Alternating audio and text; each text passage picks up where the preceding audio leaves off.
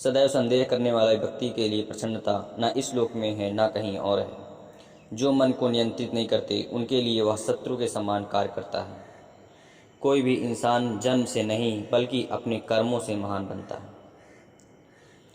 कर्म तुझे बांधता नहीं है, क्योंकि मुझे कर्म के प्रतिफल की कोई इच्छा नहीं है।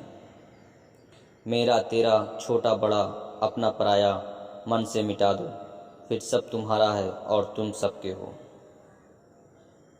फल की अभिलाषा छोड़कर कर्म करने वाला पुरुष ही अपने जीवन को सफल बनाता है। परमात्मा को प्राप्ति के इच्छुक ब्रह्मचर्य का पालन करते हैं। जन्म लेने वाले के लिए मृत्यु उतनी ही निश्चित है जितना कि मृत होने वाले के लिए जन्म लेना। इसलिए जो नश्वर है उस पर शोक मत करो। वह जो सभी इच्छाएं त्याग देता है और मैं और मेरा की लालसा और भावना से मुक्त हो जाता है, उसे ही शांति प्राप्ति होती है। तुम्हारा क्या गया जो तुम रोते हो? तुम क्या लाए थे जो तुमने खो दिया? तुमने क्या पैदा किया था जो नष्ट हो गया? तुमने जो लिया यहीं से, जो दिया यहीं पर, जो आज तुम्हारा है कल किसी और का होगा, क्योंकि परिवर्तन ही संसार का नियम है। धरती पर जिस प्रकार मौसम में बदलाव आता है, उसी प्रकार जीवन में सुख दुख आता जाता रहता है। जो हुआ वह अच्छा हुआ, जो हो रहा है वह अच्छा हो रहा है, और जो होगा वह भी अच्छा ही होगा। एक ज्ञानवान व्यक्ति कभी भी कामुक सुख में आनंद नहीं लेता है। इतिहास कहता है कि कल सुख था, विज्ञान कहता है कि कल सुख होगा, लेकिन धर्म कहता है कि अगर मन सच्चा और दिल अच्छा हो तो हर रोज सुख होगा। ईश्वर सभी प्राणियों को एक समान रूप से देखता है।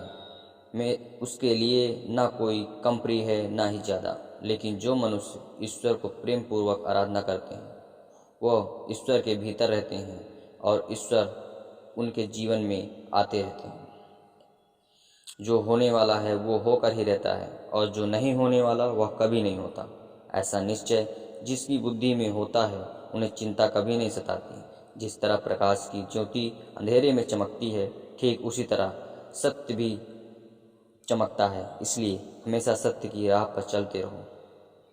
अच्छे कर्म करने के बावजूद भी लोग केवल आपकी बुराइयां ही याद रखेंगे। इसलिए लोग क्या कहते हैं, इस पर ध्यान मत दो, तुम अपना कर्म करते रहो। जब भी इस धरती पर पाप, अहंकार, अधर्म बढ़ेगा तो उसका विनाश कर धर्म की पुनः स्थापना करने हेतु ईश्वर आते रहते हैं। जो मनुष्य जिस प्रकार से ईश्वर का स्मरण करता है उसी के अनुसार ईश्वर उसे फल देते हैं। आत्मज्ञान की तलवार से अपने हृदय के अज्ञान के संदेह को काटकर अलग कर दो। मनुष्य की मन इंद्रियों के चक्रव्यूह के कारण भ्रमित रहता है, जो वासना, लालच, आलस जैसी बुरी आदतों से ग्रसित हो जाता है। इसलिए मनुष्य का अपने मन एवं आत्मा पर पूर्ण नियंत्रण होना चाहिए। जिस प्रकार अग्नि स्वर्ण को परखती है, उसी प्रकार संकट वीर पुरुषों को परखते हैं।